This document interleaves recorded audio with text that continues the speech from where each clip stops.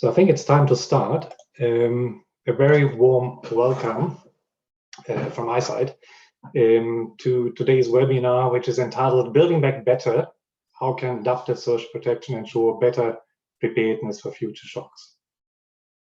Today's webinar is not only a single webinar, it is the kickoff of a new webinar series on adaptive social protection.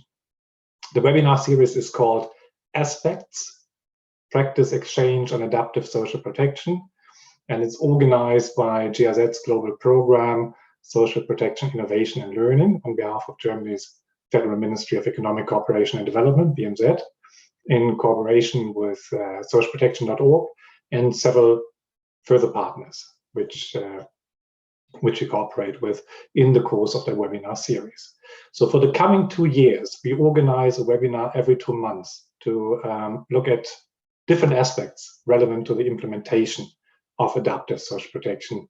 You can recognize the webinars which are part of the series on the logo, which you can see.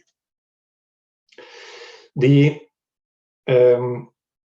try to structure the domain of adaptive social protection by following the building blocks approach, which was published by the World Bank in 2020 and which provides a very useful intellectual construct to structure a systems approach to adaptive social protection. You find these building blocks in the logo depicted as parts of the puzzle. And when a webinar focuses on a specific building block, the part of the puzzle which we will be, or the building block we are talking about, will be highlighted so that we use the logo to also provide some orientation, which part of the building blocks of ASP we are discussing. In today's webinar, you can see there is no specific puzzle alone highlighted, as we cover all building blocks in this introductory webinar. So before I now introduce today's webinar and panel, let me point you also to an ASP video, which you can use also in your work. And the colleagues should be posting a link to that video, which we produced in the chat box. It's free to use for everybody who finds it useful for explaining the concept of ASP more broadly, for instance. So, and with that, let me introduce today's webinar. So we look at the overall concept and elements, the building blocks of adaptive social protection. Christian Bordovic from the World Bank will provide the framing presentation on that topic.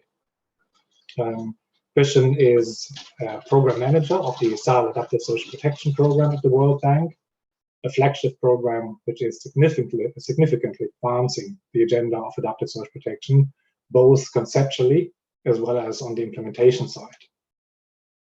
Following Christian's presentation, we have a panel of discussants reflecting on some aspects of the building blocks, each starting with a specific focus on 1 or 2 building blocks. So our discussants are Ahmed Abu Haidar, who is the Director of Policies, Strategies and International Cooperation Department at the Ministry of Social Development in Jordan. Then we have on the panel Sarah Bailey, who's head of program at the multi-country Caribbean office of the World Food Programme. And thereafter we have Dr. Ben Hayes, who is an international data protection law and policy expert, working as strategy director of AWO, an advisory firm. So after an initial reaction from the panel, we move to further discussion, which also Christian will join again. You have the opportunity to engage with your questions on that discussion, and you will find in your control panel, you should find, apart from the chat box, a Q&A button. And I would ask you to please use that Q&A button for posting your questions there, so you don't need to jump between the channel and the Q&A for finding your questions. I will pick them up from there and ask them, and you are free to already start posting questions as we move through the presentation or the discussion, and we'll pick them up as far as our time allows and try to group them and try to address all of them. Should we not be able to address them, we try to provide you at least an answer in writing. The session will be recorded, as you have seen when you joined. You have to press a consent button, so I do assume you all agree on being recorded.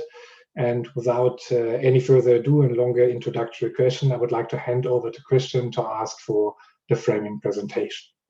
Christian, please, the floor is yours. Thank you very much, Ralph. I am going to share my screen, and I hope that this works swiftly. You tell me if you see my screen. We do. Very good. Thank you very much. It's a great pleasure to be with you today. Good evening, good afternoon, good morning, depending on where you are around the world. My name is Bordovic. As Ralph said, I am the program manager of the Sahel Adaptive Social Protection Program. And that's a big multi-country program to support countries in the Sahel region in strengthening their adaptive social protection systems. And what I'm going to present to you today has been really emerging from the work in the Sahel, where actually my predecessors at the time felt that we needed a firmer conceptual framework to think around the strengthening of adaptive social protection. And then in collaboration with our partners, Germany, the United Kingdom, France, and others, we developed this framework around the building blocks that Ralph referred to. But to anchor a little bit the discussion around the building blocks in the objective of adaptive social protection, which is really to build resilience of poor and vulnerable households and to increase their capacity to prepare for, cope with, and adapt to shocks. And it's important to recognize that this is a concept that is continuous in time.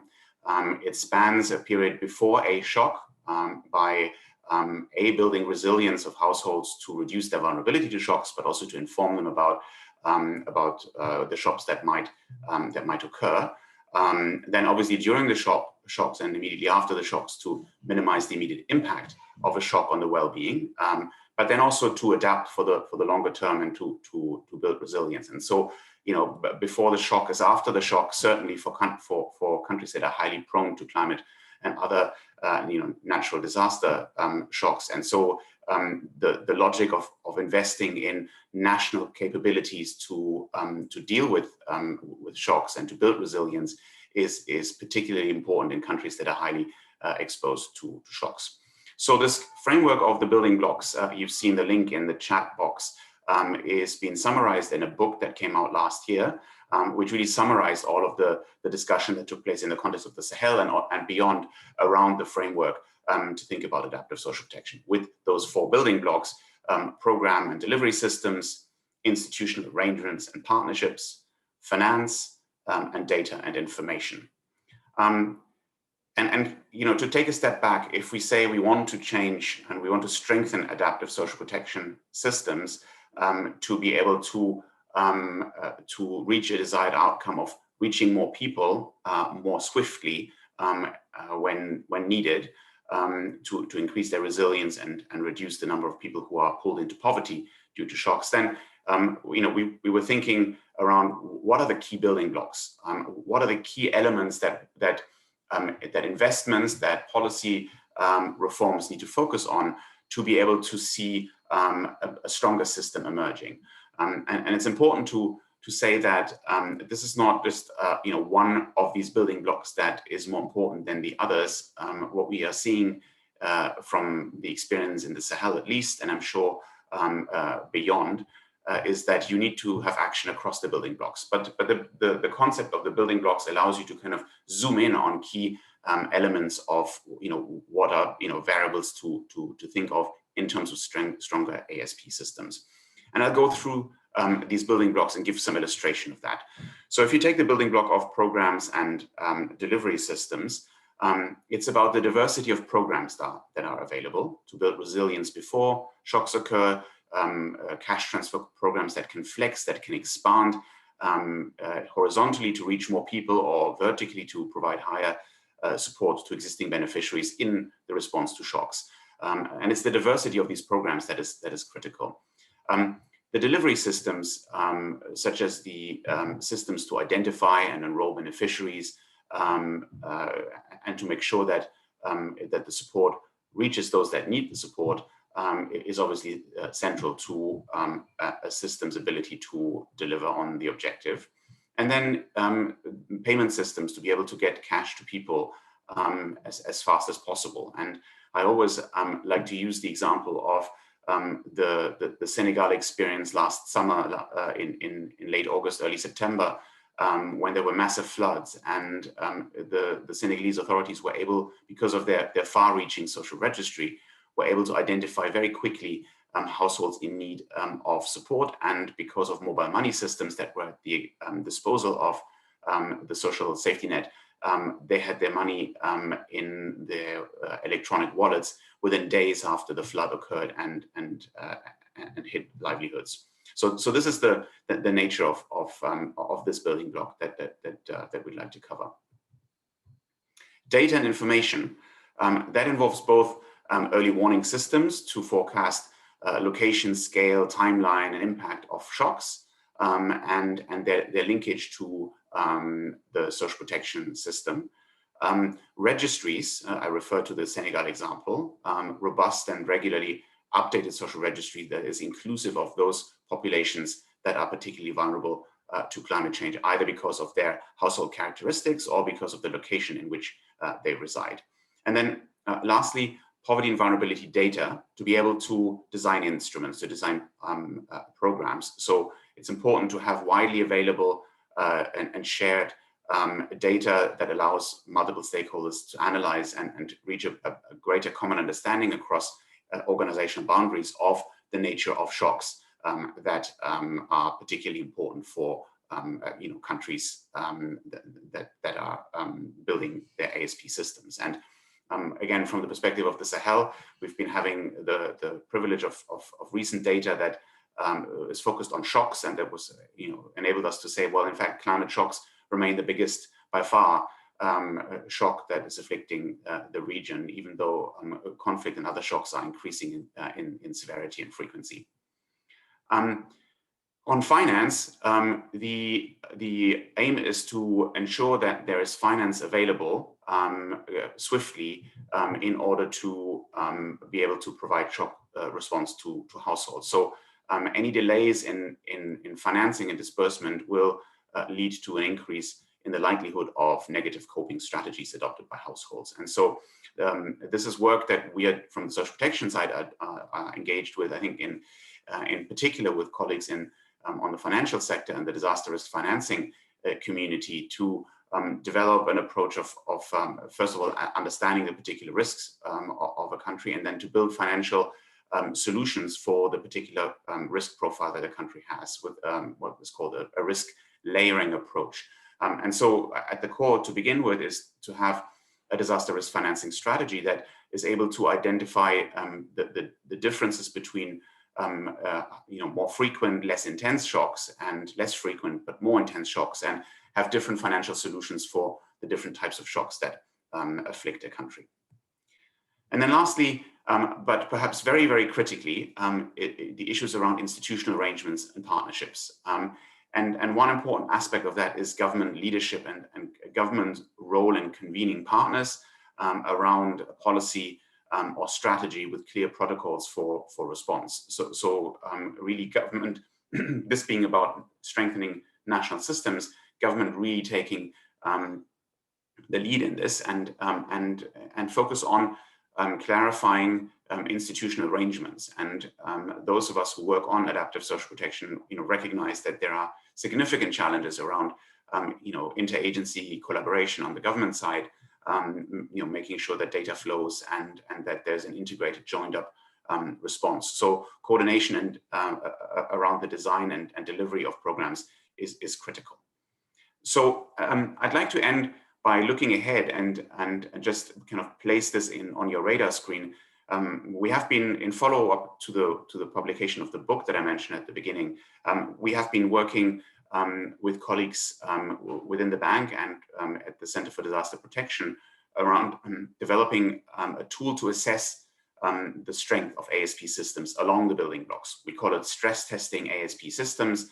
And the idea is to follow a basic questionnaire to identify and rate across a number of sub-questions ASP systems by their building blocks on a scale from latent to established and really to measure the advanced where along the chain ASP systems in any given country are, and to inform a more detailed discussion around what aspects to focus on as a matter of priority given the advancement of the system.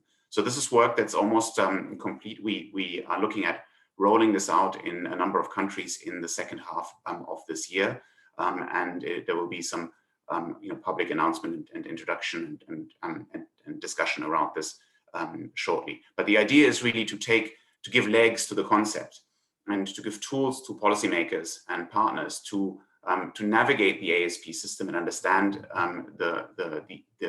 every country's ASP system and open a conversation around which reforms to pursue and how. So this is about the building blocks at work. But with this, let me close the framing presentation and hand back to Ralph. Thanks a lot for your attention. That was splendid, exemplary on time. Excellent. Thank you very much, Christian, for that interesting presentation. And as you were, so well on time, let me right away shoot back one question to you, which we already received from Luke Harmon, but which is useful for clearing up instantly in the beginning. And that's why I take it already in advance. Luke is pointing to the fact that the shock responsive part of social protection seems to be incorporated in the ASP concept now. And that ASP goes beyond, from what he perceived, was focused on climate change adaptation and risk reduction in that regard. Christian, is that true? So did it come across rightly? Maybe you can reiterate on that one. And is it, in your perception, a more widely shared definition of the concept? Thanks a lot. I think it's an increasingly widely shared definition of the concept, and I have to say that this is still early days in adaptive social protection. I mean, a decade ago, it was fringe. It's still pretty much early days, and we're at the frontier of understanding the concept and putting it to action. Right? I mean, it's a very dynamic space, and I've been involved in the Sahel program for the last 2 years, and I can tell you there's been plenty of dynamism around the application of this tool and the absorption of internalization of the building blocks and the organization of action around the building blocks. Initially, it was particularly obviously motivated by climate. This was kind of the entry point. But 2020 has shown that climate may be the mother of all covariate shocks, and certainly for the long run. But there are other covariate shocks that can be quite a nuisance, and so we have seen around the world an unprecedented mobilization of social protection response. And my colleague Ugo Gentilini and his team have been documenting this.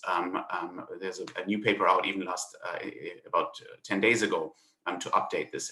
So we're seeing countries embracing their earlier focus and investment in building adaptive social protection systems in response to this shock, to the COVID-19 pandemic shock.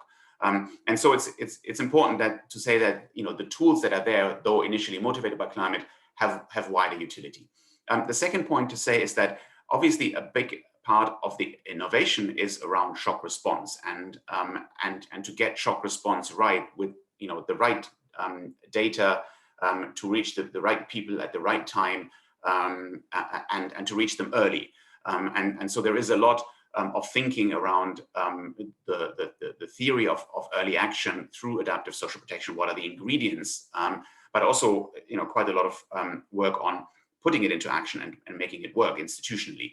But there is also obviously another part, which is the broader resilience building. And one thing to mention that we have been in the Sahel over the last few years heavily engaged in studying and evaluating different approaches to building resilience through productive inclusion, economic inclusion interventions, savings groups, training, etc. That comes off the platform of the cash transfer, the regular cash transfer.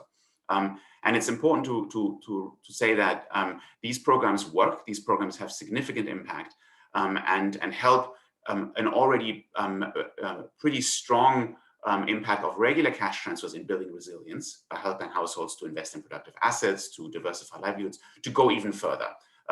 And I think we're seeing a lot of promise in that space for leveraging the existing investments and safety nets and enhancing their potential to build pre and post-shock resilience. And just to end on the last point, what we're seeing in the Sahel, very interestingly, is the role of women in driving that resilience at the household level, because it's the women, certainly in the Sahel, which tend to be the ones embracing new livelihood activities within the household and thereby driving the diversification, which is at the core of household resilience. But it's all part of adaptive social protection. It's all embedded in the notion of these building blocks.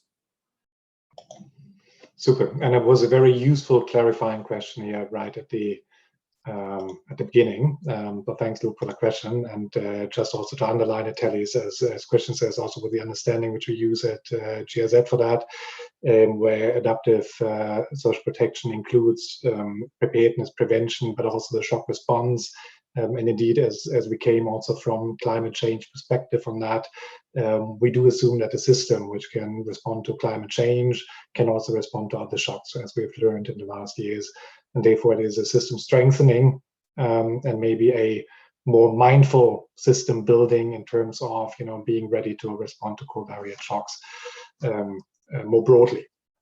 But also to underline, maybe as a last point before we move really into the panel discussion, it is not a separate undertaking in itself. So an adaptive social protection system needs to be built on a strong and functioning social protection system. It is not a deviation from a system building perspective, but a additional mindfulness, I might say, on where we want to go. But maybe that's a good transition to opening our panel, where I would invite the panelists to also come on stage. I would like to first address a question to Ahmed Abu Haider. I mean, you've been working on strengthening coordination and preparedness for shocks for a number of years in Jordan, and I'd like you to reflect on two building blocks from the presentation which we heard from Christian. So the first question I would like to address to you is, so from your experience with the background of Jordan, obviously, how to effectively operationalize coordination for adaptive social protection, as there are, as we've heard, many parties involved in disaster risk reduction, but also others.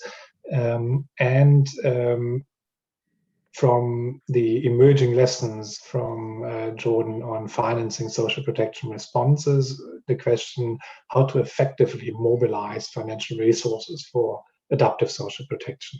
I would appreciate if you can shed some light on these aspects. Over to you. Yeah, thank you, Raf. It's a great pleasure to be with you today. Of course, I'm Dr. Ahmed Abu Haider, the Director of Policies and Strategies at the Ministry of Social Development. And before answering your question in my intervention today, I will be giving practical answers from the Jordanian experience responding to COVID-19. And in order to respond for the question of coordination, the two pillars in coordination and financing, it's very important to take into consideration our experience in responding to COVID-19. The thing that I would also want to mention is it is very important to look at the preparedness of the social protection system for coordination and for financing as well.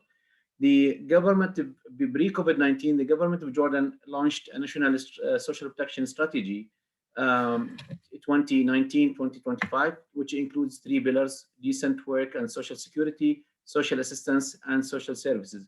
This strategy included coordination mechanism between different actors the government, civil society, and also the international partners.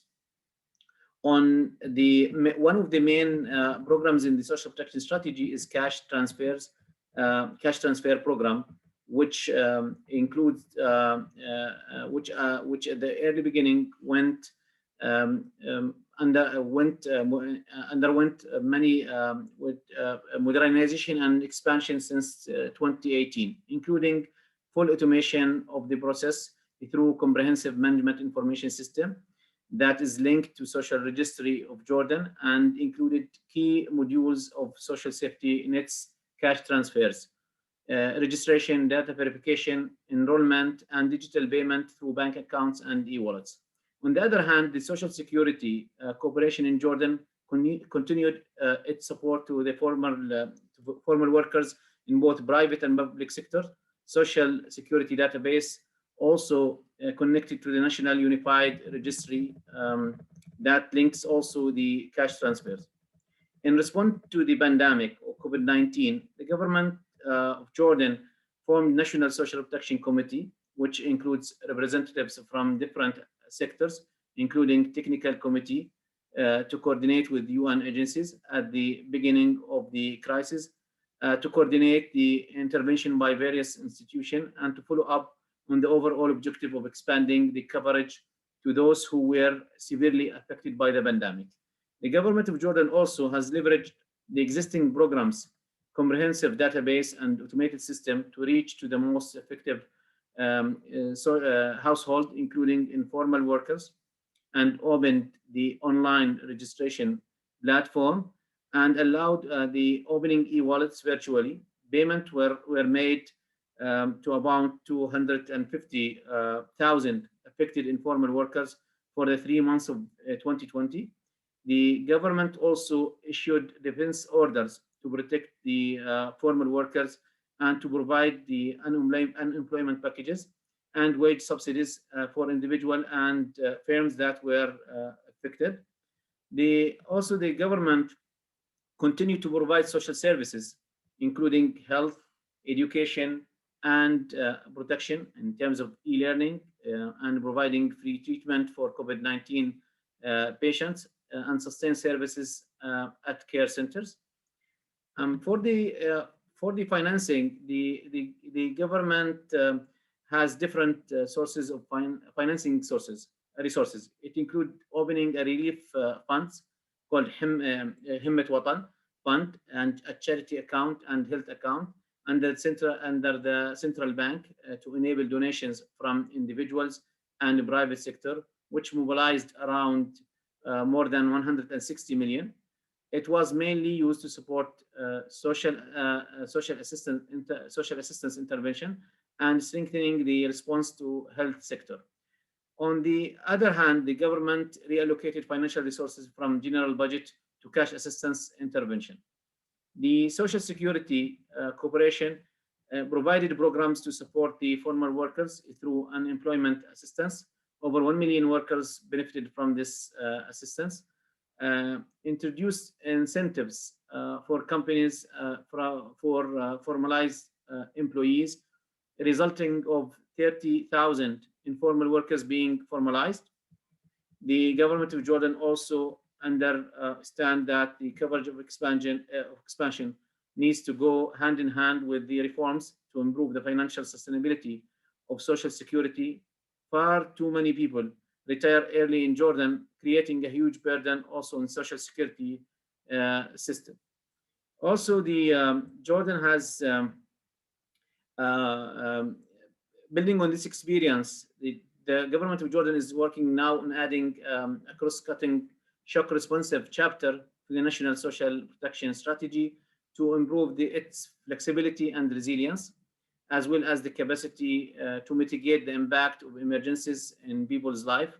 Even before the current pandemic, the Jordanian social protection system has been also subjected to shocks. Example, the high influx of Syrian refugees and migrants, the development of also diagnostic tools to evaluate and monitor the shock responsive of the social protection system.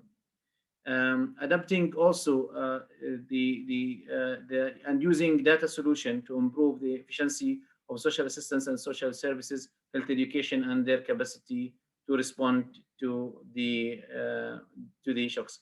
This is exactly our experience in responding, and the coordination mechanism, as well as the financing mechanism that we have been using. Also, we did a good exercise of doing an evaluation for our response to the COVID-19. And as I mentioned to you, that now we are including a full chapter of shock responsiveness to the social protection strategy in order to institutionalize the response to shocks in the future. That's all from my side. So thank you. Thank you, Ahmed. Really interesting experience, both on the coordination, where obviously, I mean, you use both also data approaches to also basically pull loose ends together, but also coordinating, you know, with the various development partners. And interesting lessons on your financing side, also on tapping some of new resources. I really like that. Let us move on, and maybe Sarah, if I could ask you on how to operationalize, you know, the program side. So you've been working for a number of years in also in researching, evaluating, and managing humanitarian and social protection programs, and you have a whole lot of expertise in the field of cash transfers. So from your experience, what does it take to effectively operationalize social protection programs for adaptive social protection, maybe even beyond the cash transfer route? Great. No, thank you for this question, and for, you know, really for joining this rich discussion today with the other panelists. And you know, that the initial presentation and then Dr. Abu Haider's inputs are really great ones to build on for this, because when thinking about adaptability when it comes to programs, a common theme already is the different ways. So how programs can support people to cope with the risks, shocks, and stresses, ideally increase their ability to manage these by supporting their resilience, and then how programs themselves can adapt or have new ones created when necessary in the face of major shocks such as disasters, COVID-19. We saw this in the 2008 financial crisis as well, to help address the new needs that people are going to be facing, and the increased needs that people are facing, while also continuing to have, you know, normal programs continuing so that benefits aren't interrupted. So how to operationalize all of this is a hugely important question, and a big one. So I'm going to cover, just in this quick response, five points to keep in mind. So the first, and again, this is a common theme already, is that it's best to think about programs, you know, with an S there, and also the systems that underpin them. So the administrative and delivery systems, including information management, payment systems, and human resources, because people are really the engine that keeps social protection programs going. And then it's always about multiple programs, often spanning social assistance, social insurance, labor market interventions, services, to help support different people in different ways, and how these come together into a big picture.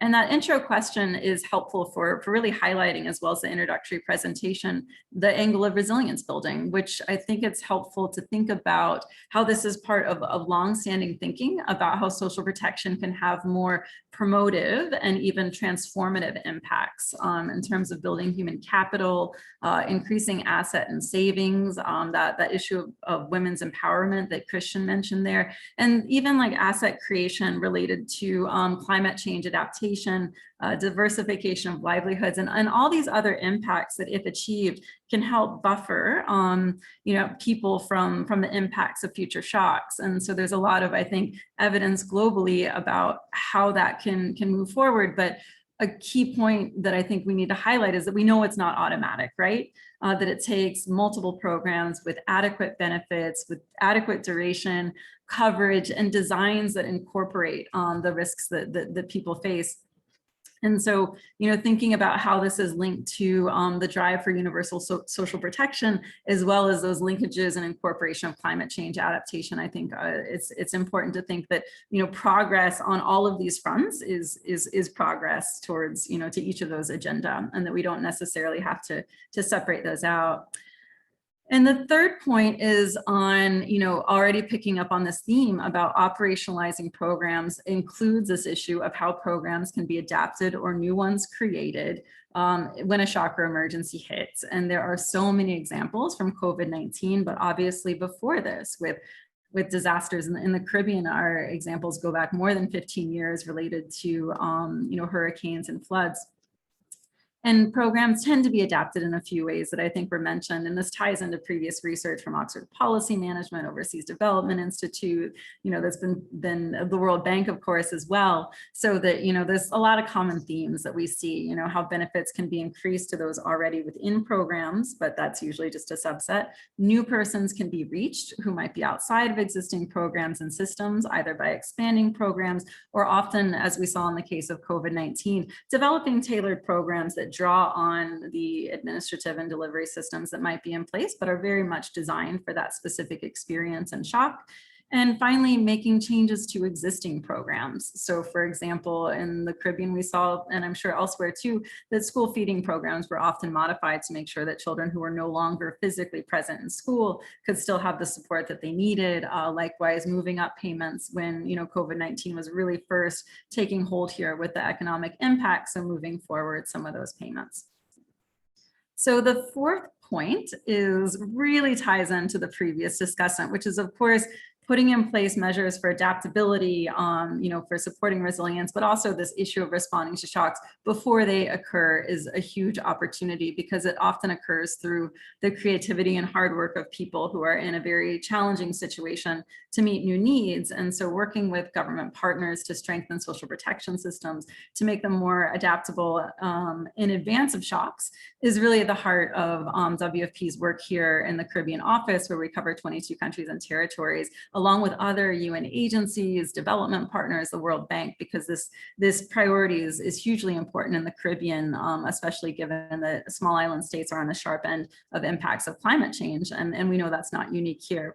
So a final point to close on are, well, then what are those steps that can be taken? What can be those movements forward? Well, one was just mentioned, and that's developing or updating social protection policies and strategies to incorporate how social protection builds resilience, and in the face of shocks, those adaptations that can be made. And this includes linking to, policies and strategies on the disaster management side as well, when it comes to those hazards, natural hazards, et cetera. With those delivery mechanisms, so many lessons coming out from COVID-19, and assessments can be done of current delivery mechanisms, lessons learned, and payment processes about how those can be best suited, and if plan Bs need to be developed in the case of a shock, how that can be on hand to make sure that new people are reached as necessary. And you can also have, a lot of innovations. One in Dominica, where WFP has been working with the government there to respond to COVID-19 through cash transfers. Together with the government, we've been using QR codes for manual payments on envelopes, and it just helps with sort of an instant reconciliation by using digital processes, and that opens the door to further digitization and digitalization efforts. So data and targeting are at the heart of this discussion, and I know that's going to be covered coming up as well by some other discussants. But one thing to think about too is, while there are so many great ambitious opportunities related to social registries, there are also some quicker wins that can be done, while some governments are getting there. So we've seen, just the development of streamlined and quick digital registration tools that might be used in the event of a shock, that can be used to quickly collect data on people who've been impacted.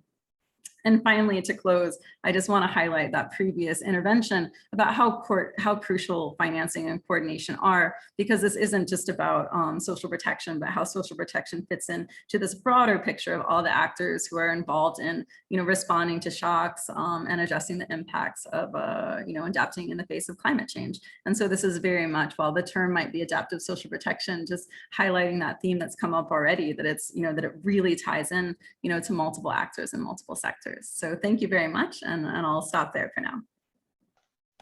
Super, thanks, Sarah, for the very comprehensive reply and very rich in all kind of aspects. So super useful. Thank you.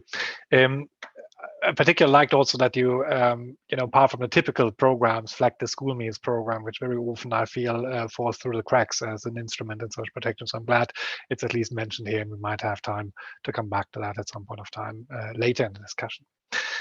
Ben, over to you, and over to you as you are an expert in data protection. We would like to learn from you how to effectively operationalize data and information systems for adaptive social protection. It has been mentioned by the other two as well. So maybe you can shed some more light in a more comprehensive manner on that here. Thanks very much, Ralph, and thanks to the organisers of this webinar. I've seen all of the hard work that went into it, so we should all be very grateful. I'm not going to do much of a plug for the organisation I work for, but I will say a little bit about what we do, so folks on the webinar can understand a bit where I'm coming from. We're a data rights agency, and we basically work in 3 areas. We do sort of classic data protection compliance consultancy work, and we do that for a range of organizations, including a bunch of international organizations and humanitarian sector actors. We also have a public policy team based in Brussels, where we're looking at the next generation of data rights legislation, if you like. So the Digital Services Act, there's a proposed European regulation on artificial intelligence, and a new Data Governance Act, among others. And we also do litigation. We have a regulated law firm, and we worked on client-led cases like Cambridge Analytica and things as far and wide as challenges against the gambling and online advertising industries. And so I mention this because I think it really gives us a sort of 360-degree view of the challenges in the data rights and responsible innovation space, which I think is something we're all grappling with. I was going to start by being totally honest. I don't really know a great deal about social protection, except what I've seen in a few background papers. So I've been really looking forward to this session. It's been great to learn from the other speakers already.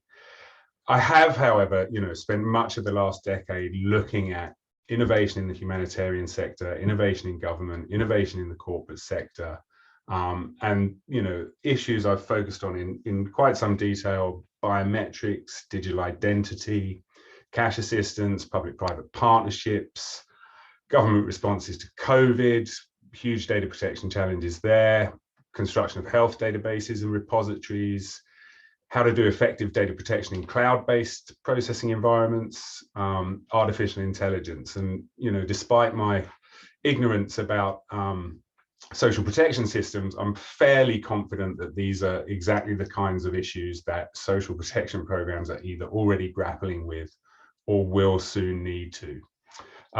So a bit of bad news, bit of good news. We'll start with the bad news. Look, data protection within these systems is really hard to get right. All of the things I've just listed out are really challenging, really hard to do in a data protection friendly way. There's no simple solutions, less still, perfectly data protection compliant systems. And of course, it's not possible to do risk-free data collection, processing and exchange anywhere. The good news is I would say it is possible, indeed fundamental, to pursue a meaningfully risk-based approach that does mitigate as many data protection risks to the fullest extent possible. It does require significant effort, political will. And a bit more good news, happy to see that privacy and data protection is now seen as a building block itself, which is great. And I think we could probably break this block down into individual bricks, if you like. So we'd be talking about things like the enabling environment for human rights and data protection, with that sort of an analysis of the legal environment, where the gaps are. Tools like data protection and human rights impact assessment, data protection by design and default, privacy enhancing technologies, governance frameworks around data collection, sharing, processing agreements, mapping out the roles and responsibilities of all stakeholders, high levels of transparency and respect for data subjects' rights.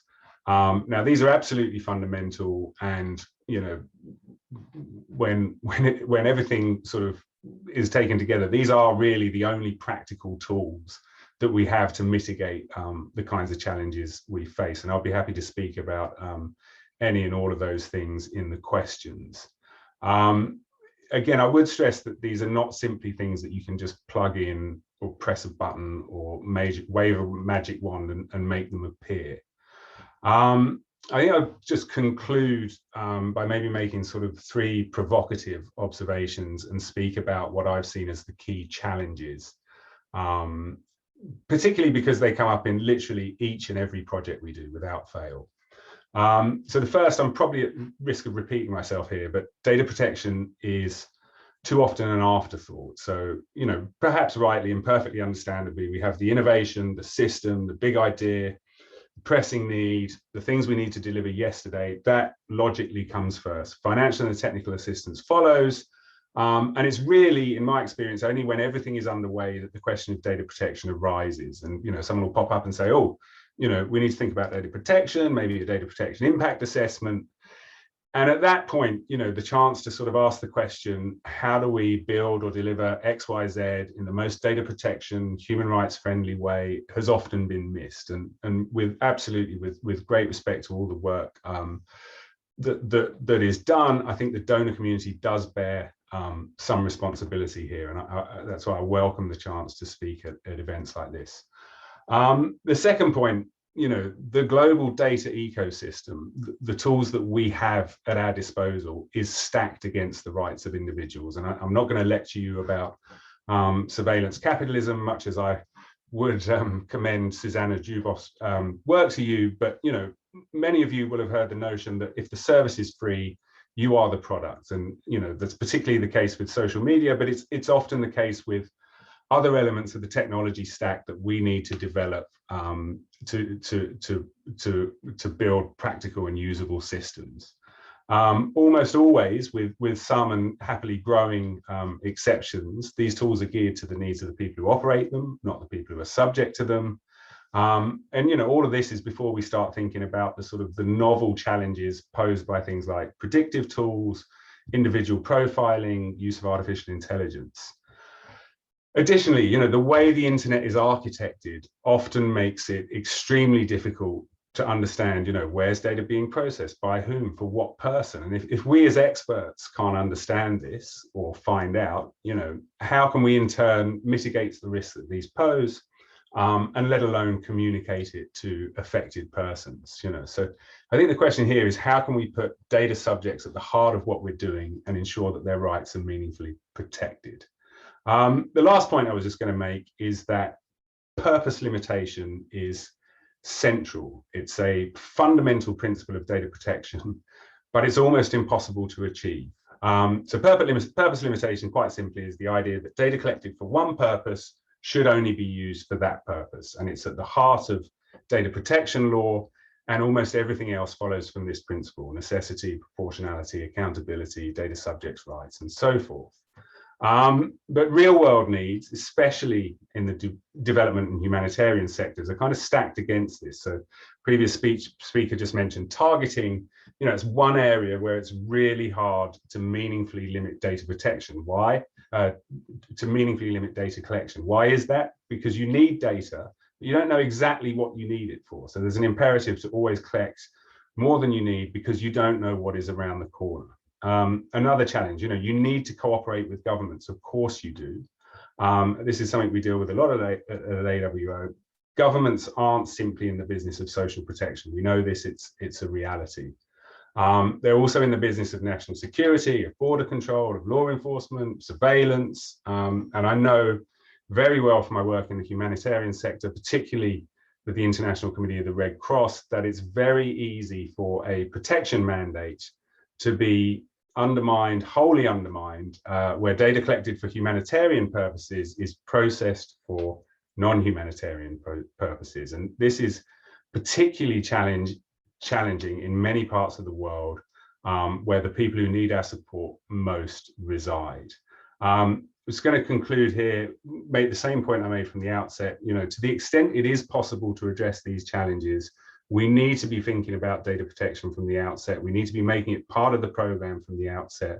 We need to codify data protection requirements into every business requirement when we're building these systems, procuring the technology. And of course, I would say this because I run a data protection consultancy, but we need investment in data protection and the tools to help people do this in an applied way on the ground. Thanks very much. I'll hand back to you there, Ralph.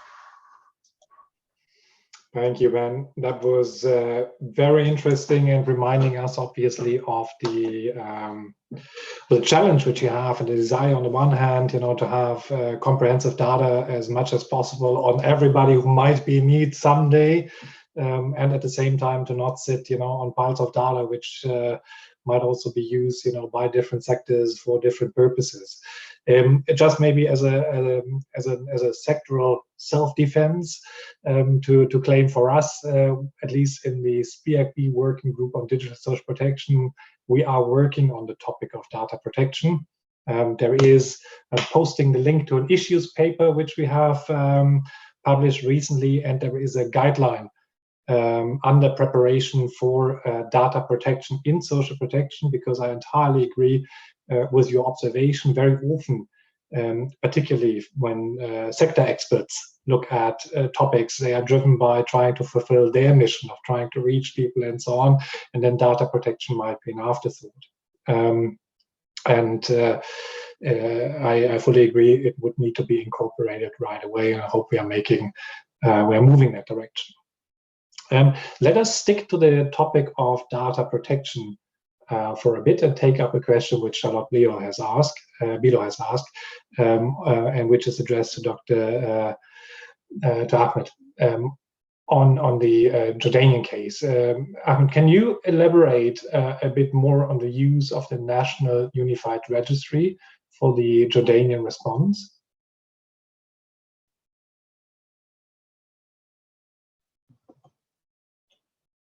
Ahmed?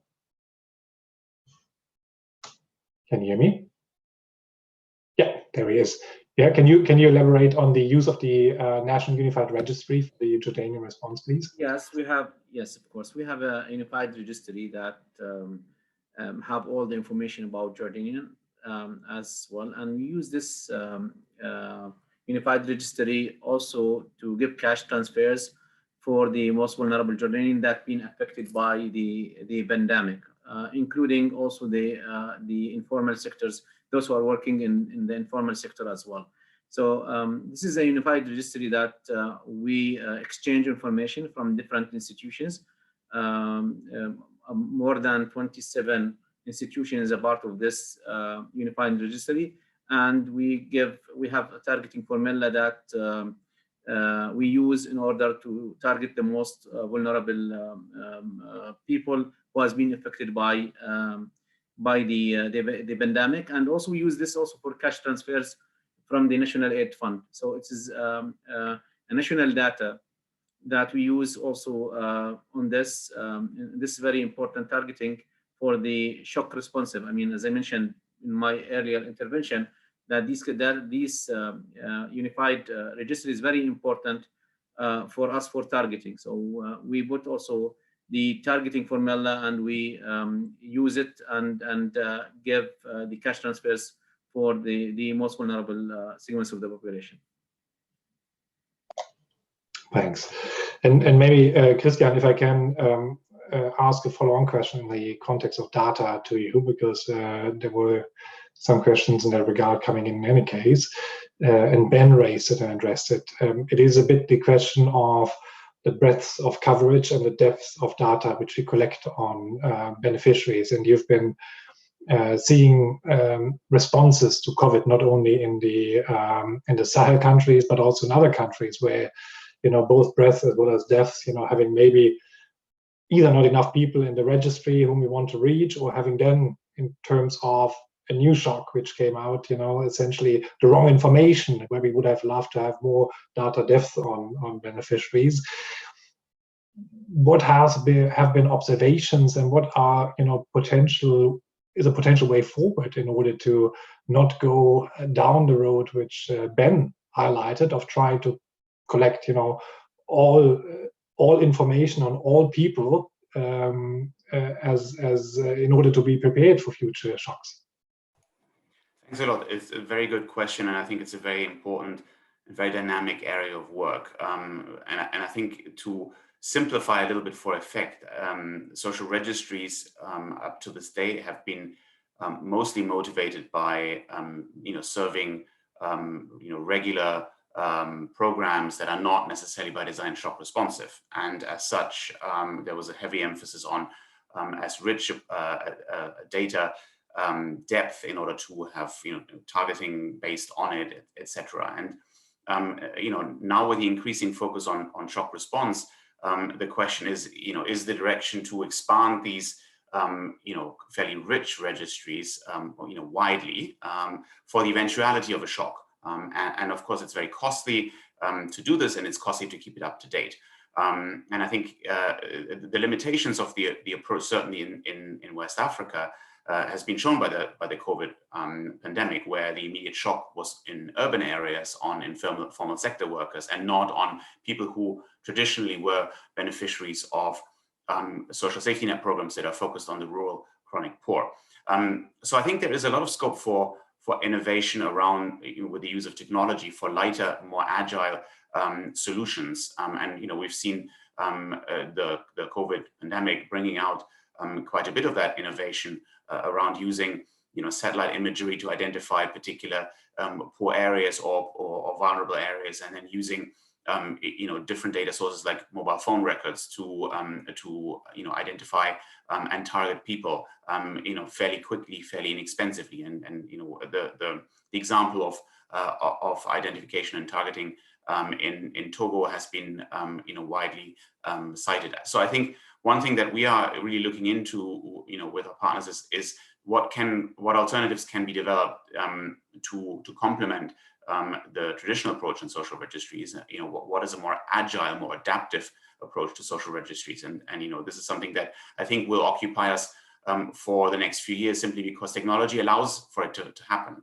And I think, to get back to Ben's point, I mean, clearly, with this being such a dynamic space, and Ralph, you made the point that it is on the radar screen, and so it's not something that is an afterthought, but is actually quite central, increasingly central to discussions around building registries and updating registries. And so I think there is perhaps an opportunity by going towards more agile systems that are able to be mobilized very quickly when needed, that may be perhaps a little less accurate, but certainly have the benefit of being swift and being there when necessary to reach people when they're in distress. Interesting. And I mean, obviously more agile systems might mean connecting more systems in order to not have information drawn from one system, but the connection itself, as Ben would probably instantly react to, also bears certain risks on having then data points connected across systems. But maybe we move to a topic which looks still at information from a maybe on a subgroup, and maybe let's turn to the question on how social protection responses, or how we can ensure that social protection responses are designed and delivered in a way that they are gender sensitive and don't perpetuate existing gender inequalities, maybe. And I wonder, Sarah, whether you can shed some light on these on this question.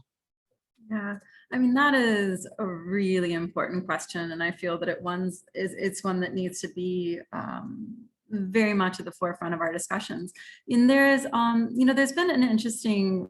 There have been different ways, I think, that people have tried to approach this. And I'm thinking as well, there's a paper by Rebecca Holmes from the Overseas Development Institute. And I remember reading that, and I was a little bit surprised that one of the key points she made was, well, actually, because of their existing weaknesses in how gender responsiveness, whether you're looking at, how gender issues are incorporated within regular social protection programming, that if you're not already kind of being able to get there just with the usual programming and programs, then as you start building and adapting and moving that, you're coming from a space where there's already Yeah, we're already at a bit of a disadvantage when it comes to truly understanding the different impacts of risks and you know, and shocks on women and men and boys and girls. And so I think one of those first steps is to say, well, actually, how is gender incorporated within regular programming in the first place, and where are there opportunities to strengthen that based on an understanding of the different risks that people face, the different impacts that they face, but also how that does change in a time of disaster. I think,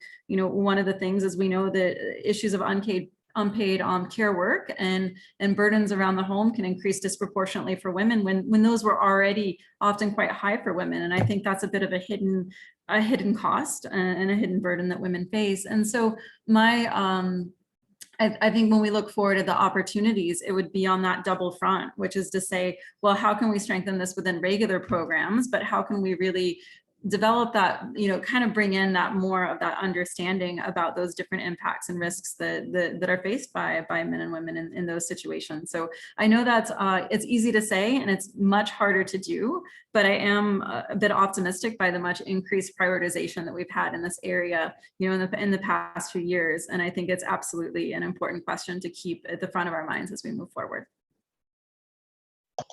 Thank you. I think I think it's really important to stress that shocks have different impacts on men and women, and different shocks have different impacts even. And obviously that general gender inequalities could and should be addressed already in the design of the social protection system beforehand, regardless of the shock, and then the shock response also be considered with the implication of the shock on you know, gender roles and reinforcing these gender roles and inequalities. I realized we did have a question from Ronesh Prasad, which I could have maybe cleared after Christian's last response, and Ronesh very briefly on, so he's asking what is effective data system for shock responsive social protection? And we're talking adaptive social protection here, just to be correcting what we said at the beginning. The social registry or the national registry, and just as a maybe as a very easy distinctive factor, the national ID is a very useful underlying, the foundational ID is a very useful underlying system, but it doesn't include any information on socioeconomic status and therefore potential information on need. So it is not a comprehensive system for that side of the identification. The social registry built on a national ID is a much stronger than one which is not built on a national ID. But it has a distinctive role apart from the national ID. I want to go back to one question which we received from Josephine Rocha on Jordan, Ahmed. There is a specific question to the target groups. Can you please let us know how the government intends to treat the informal workers after the response to the pandemic? Will they become part of the regular social cash transfer program? So is there a change in your programming arising from the shock response? Yeah, thank you. As I mentioned in my earlier intervention, the emergency cash transfer program we have introduced in response to the crisis are targeting informal workers and their families who have been pushed to the poverty line. Beyond the response to COVID-19, the government of Jordan is trying to expand social security coverage to informal workers. New bylaws have recently passed providing incentives, reduced contributions for certain types of self-employed workers. Examples, taxi drivers, for instance, to register on the mandatory social security programs. So this is the one that now we are working on, the new bylaws that providing incentives to the informal workers to register with the social security system that we are working right now on. Thank you.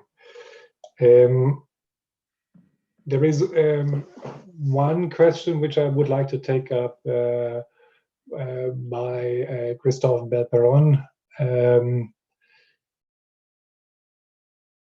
who is asking the interesting question on as ASP provides resources to households and families, can we say something about the effect on community or city level resilience, which is arising from that? I wonder whether I wonder whether you, Sarah, or you, Christian, would have on the broader communal effects, have some insights to share.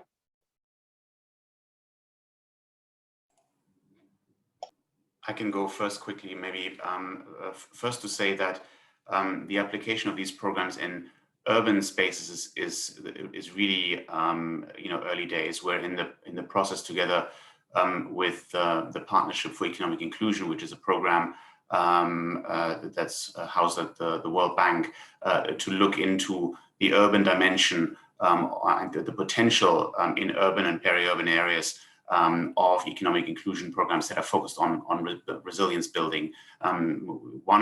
We have a multi-country impact evaluation of different packages of economic inclusion resilience focused programs in the Sahel, and in the Senegal sample, we've got quite a few households in peri-urban areas. So we're trying to mine the data to get some senses to the dynamics in the urban space. So that's just to plant this as an area for a lot of research in the next couple of years. But in terms of the impact on community, it's a very good point, because the entry point is household targeting. So the individuals who are engaged in certainly in the programs that we support in the Sahel, it's off the cash transfer and based on households that are targeted to receive cash transfers. But the activity itself, is one which is collective and not involving necessarily the entire community, but involves a fairly big group of people that are engaged in savings groups and other activities. And what we see as a result from in terms of impacts from this program is increased social capital, is increased sense of self-worth and positive attitude. So our colleagues have measured a number of variables focused on social capital, and that's certainly encouraging. And so the question is, going forward, how can these mechanisms be used more widely so that you don't have a dichotomy between beneficiaries, individual household beneficiaries, and the broader community? So that's an important area of work, to make sure that you have at a minimum positive spillover effects within the community. Thanks. And speaking community resilience, it does add a bit to the point of Rikan, who was pointing to the fact that also services, government services, social services, health services, in Ruby's specific point of intervention, need to be strengthened and also stress tested for potential shocks. I think that's more a comment than it is a question. I think, Ruby, that's well taken. Gabriel Fernandez is asking a question, initially to Christian, but I actually like to divert it to Sarah. And the question is the following: while strengthening national coordination systems, how do you support these systems to best address the challenges of interagency and humanitarian coordination? Especially in emergency, they tend to act quicker than the governments. No, that's a really great question. And I think what that gets to is this issue that's also been a theme about the diversity, not just of programs that might be involved, but actors who might be involved in how social protection programs and systems can be utilized. And we do know that how humanitarian coordination, so sort of thinking a little bit more about international agencies who might be coordinated either through the Office for the Coordination of Humanitarian Affairs, OCHA, through cluster systems, and those can have varying degrees of linkages to, to government actors and government systems within in a crisis, or in a disaster as well. So I think one issue to be thinking about, which is setting aside the question of coordination and engagement with social protection, but what are these sort of natural engagement with government counterparts within the existing coordination structures in terms of who's involved in which coordination mechanisms, which line ministries might be involved in it. Are they coming to sort of the humanitarian table, or some of the humanitarian agencies going more to the table of government coordination mechanisms, how those might exist in different ways. A second one would be to think about, none of our discussions right now are really about either or, and sort of thinking about how various pieces and added values of different actors, government and otherwise, what that can bring to the table within this. And so for an example, right now in St. Vincent and the Grenadines, WFP is working with the Ministry of National Mobilization there on a cash transfer response, but we've opted to actually not use the existing delivery system because the amount of time that it would take to onboard people, we felt, to bank accounts would kind of have that trade-off between government system versus speed of response. And so in that respect, there's a very deliberate choice by those parties involved to say, okay, well, we'll do the delivery, in coordination with the government, but not necessarily using the system in place. And I think you can take that to different levels. Like maybe you're not talking about a delivery system or administrative system. Maybe you're talking about, the way you use pieces of strategies, pieces of different programmings that you might have been working on already. So I know that definitely doesn't answer the question. If anything, I've broadened it out a bit, but I think the key is thinking already about how that engagement occurs, where those entry points are to build on the respective, kind of added values, both on the government side and more humanitarian agency side, and kind of building on it from there. But likewise, speaking the same language and trying to bring one another around collective tables, because I know in the humanitarian sector, when we're talking about multi-purpose cash transfers that are, unrestricted multi-purpose cash transfers, that's not exactly a term that's going to resonate strongly, perhaps with some of our social protection counterparts. And we could talk more about unconditional transfers. So if we also think about sometimes the vocabulary that we use and how we can bring people together, even in workshops, even in, discussions, and not really take for granted that we both understand perfectly the way the others work. So find those little ways in and the more ambitious ones as well. Over. Thanks for pointed to the language and the importance of the language already. Christian, did you want to come in? Yeah, just to build a little bit on what Sarah just said, it's the joint language, but it's also, I think, the joint and shared concepts, which I think why that this attempt with the building blocks is critical.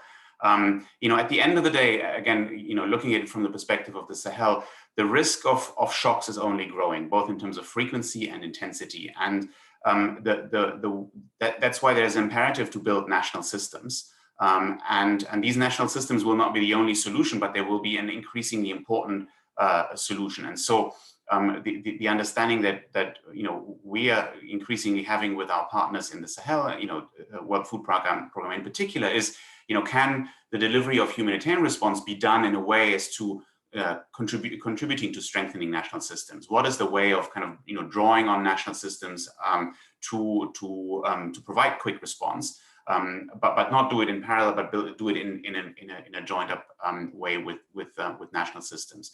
And so I think that's the direction in which we're moving. And it's interesting to see from this perspective of the World Bank, moving more towards emergency, and the humanitarian world moving a little bit more towards building national systems. And there is actually the humanitarian development nexus is like is around building national systems, which I think is a fairly productive way to go. That sounds promising indeed. I'd like to, as time is moving really quickly, I'd like to address a question to Ben. Ben, again on you've heard from Christian an example on even the use of alternative data, so satellite imagery, but also mobile phone data, which obviously, can also be used in an anonymized manner in order to maybe derive, together with other sources of data, small area estimates of poverty, for instance, and then to define where to intervene. Where do you see a certain, so a two-pronged question, where do you see certain specific risks to trying to stick together these varying data sources in the search for finding a more agile approach to answering to different needs. And second is, as you have the social protection community maybe here as a captive audience. So from your point of view, what are key investments in data and information systems which we should make in order to make them shock responsive on the one hand, but also adherent to data protection principles? Thanks, Ralph. Yeah, I mean, I feel like I should row back from my earlier intervention in case those in the social protection sector, feel a little bit as if I was singling them out or being unfair. I look at any sector, any sort of data protection work we're involved with. Excuse me, with clients across the world, range of different contexts, and we see the same kinds of challenges. And it's, I think it's just good to be open and honest about the challenges that we face as a starting point for finding meaningful ways to address those. The use of mobile phone data does raise very interesting questions. It can be done in an anonymized way. There's a lot of work being done around tracking migratory movements. It emerged just this week, actually, that the UK government had been tracking the movements of 19 million people who were vaccinated in the UK to see if the vaccination had changed their habits and if they were less likely to adhere to the COVID regulations. And on the one hand, you can say, well, this is wonderful, and the intrusion into privacy is probably rather low compared to some other fundamental rights intrusions. On the other hand, you can say, well, people had no idea this was going to happen, and maybe there should have been some more transparency and indeed some data protection safeguards around and firewalls between the vaccination data and the government use of tracking services. All of that is to say, I think we've just got to think about robust agreements governing the use of this stuff, transparency, ethical oversight, and it's the same in any sector. The second question is a little harder. I think it's, and you can see it in some of the questions and the comments that are coming up in the chat. I think it really needs investment on the one hand and cultural changes on the other. And my experience is in the humanitarian sector, so I can sort of still got absolutely huge challenges. 2015, 2016, there wasn't a single humanitarian organization in the world that had a data protection policy. Right? This is not a long time ago. Yet, we have had data protection laws in Europe and indeed the world beyond for 40 years, right? So, it's fair to say that the humanitarian sector came late to the party. But, what is driving that? There's a sort of, there's clearly a sort of best practice and sort of, knock-on effects to raise standards across the sector. So you see a couple of key organizations start to do things a bit differently, adopt data protection frameworks. Others will follow. Some then begin investing in data protection capabilities, mainstreaming data protection within their programming. That has a knock-on effect. I can see colleagues from the German Red Cross talking. Suddenly, they're a little bit more worried about the EU General Data Protection Regulation because it applies to them in a much more meaningful way than maybe other organizations that they're working with. So they invest in data protection. You start to see more robust data protection practices in the field. Does it pose a barrier to their programming, to the delivery of humanitarian services? No, it makes it more challenging. It makes it harder work. But that in turn has on a knock-on effect. The service providers that they use, the people they partnership with, start to see some organizations doing things differently.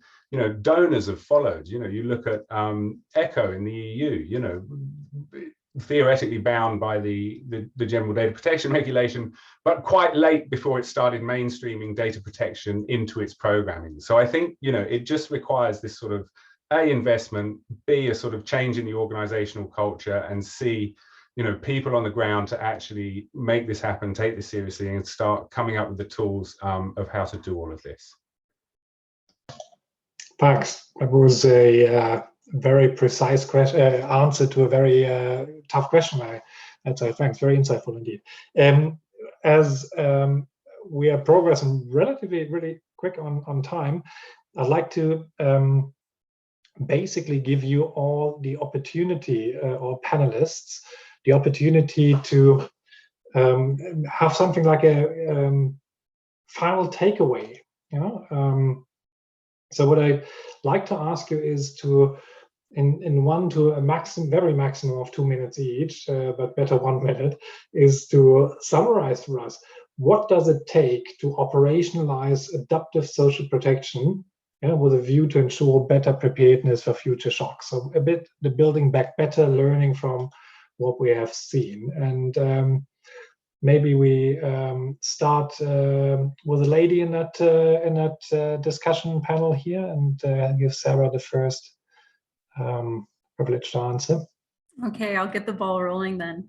I mean, I think, what really struck me from the discussion is that balance between vision, and a lot of that vision is about preparedness and how systems can be better placed over time, whether moving towards a social registry that has really pertinent data on people who might already be within social protection systems, but also people who might be outside of existing programs, but may be made, maybe impacted by a disaster, and that so it can include some data related to risk, whether that's sort of where they live, if it's likely a natural hazard, or other criteria. So I think the social registry angle is an interesting one, but then and it's about that vision, right? How we move towards having these really adaptable systems over time, and including the resilience focus, but also that there are some steps along the way. And I think that's why I really like the idea of building blocks. There are some ways that we can move forward with some very practical steps that can get us a little bit further towards that vision. And I saw there was a question in the chat that was about, well, what about if there's not a social registry in place? And looking at the fact that, there can be very relevant measures taken. For example, if the goal is to onboard people to a temporary program or to expand, about how data is collected in a sensible way, but really getting to Dr. Hayes's inputs, what's that being collected for, and what's it's going to be used for after. So I think, practically speaking, one thing we should all keep in mind is this, know where we're going with the vision of where it is that we're trying to get to, but also some of the smaller steps that can get us there along the way, so that we recognize that adaptive social protection is a reality of today and not something for the future. And then the second point, I think, would be this really strong issue about how it does incorporate these very important lenses that we think about throughout our work, but gender and the different impacts and risks that men and women face from different shocks, as well as those linkages with climate change and what that means, climate change adaptation, and what that means as we look towards building resilience in the future. And finally, just emphasizing the issue of preparedness, and a lot of that is how this is going to be paid for in different ways. And so the issues of how you have a risk layering approach, how you might have different financial instruments that could be tailored towards shocks of different scales and in different time frames, because we can have the best ideas and intentions and even strategies in the future, but having the financing in place to pay for it is utterly critical. So I'll end on that note. Thank you very much. Thanks. Ahmed, can I pose the same question to you?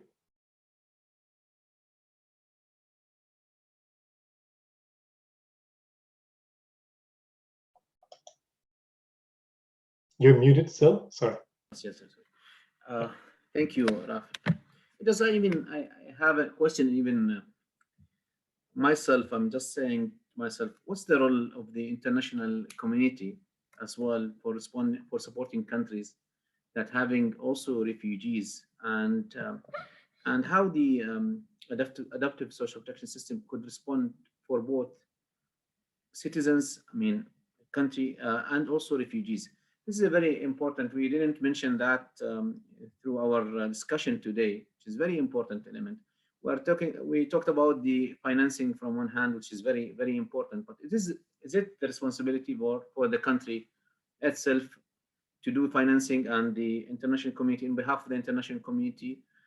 I think this is a very important, if we want to take into consideration the lesson learned, that also the coordination and financing should be not only the things that the country should do it and it's our own. I mean, the coordination with the international community is very important, mainly for countries receiving refugees like Jordan. I mean, it's very important also to strengthening the system. In Jordan, the social protection system is responding for both refugees and Jordanian. So this is a very important part that we need to look at. My suggestion would be according to our experience, that the more coordination is needed also for the for supporting the social protection system in countries like Jordan and other countries as well. That's all for me. Thank you. Thank you. And you raise a very valid point, obviously, with the question on how to integrate refugees into a social protection system, or how to, if a country like Jordan has a big influx of refugees, which, you know, to a national system is also a sort of shock, how to handle that best from the perspective of an adaptive system as well. But that might be the topic of a further exchange, and we'll come back to you in that case and continue our discussion here. Christian, can you make a final statement on where you see what does it take to operationalize ISP and how to ensure better preparedness for future shocks? Thanks a lot. Let me end with a fairly strong statement, perhaps. In the past, there's been a bit of a dichotomy between social protection and adaptive social protection. My point is that there is no such dichotomy. Good social protection systems are adaptive social protection systems that need to reach people when they need support. And in order to maximize the adaptive potential of social protection systems, even when they're tools that are not formally labeled adaptive social protection, but have a big adaptive role to play, such as general cash transfers, how can we make sure that we get to mobilize these for as many people as possible as it allows? And for that, you need to invest in the underlying delivery systems. And I think for the community around this virtual table, it's pretty obvious. For the broader authorizing environment, it is not.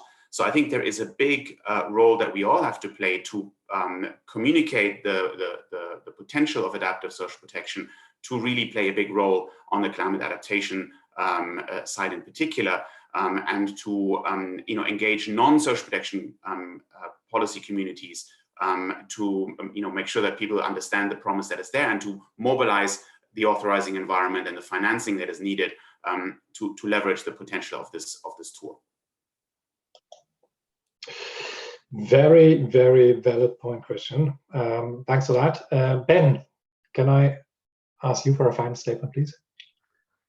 Sure. I guess, and thanks to the other panelists, just sort of, reflecting on what's been said, and without wishing to repeat myself, I think, we should try to take seriously and ask ourselves the question, what would a privacy enhancing adaptive social protection system look like? So I think that's a slightly different question to sort of, how do you apply data protection to what we're doing? And I think if you asked a slightly more ambitious question that said, how do we take the basic principles of data protection around purpose limitation, minimization, integrity, confidentiality, accountability, data subjects' rights, and embed those in the design of adaptive social protection systems, or in the course of adapting the social protection systems that we're looking to respond to the shocks of the future, I think it might provoke a slightly more ambitious question than is inevitably being asked at the current time, because as you pointed out yourself, Ralph, it's very early steps on this journey.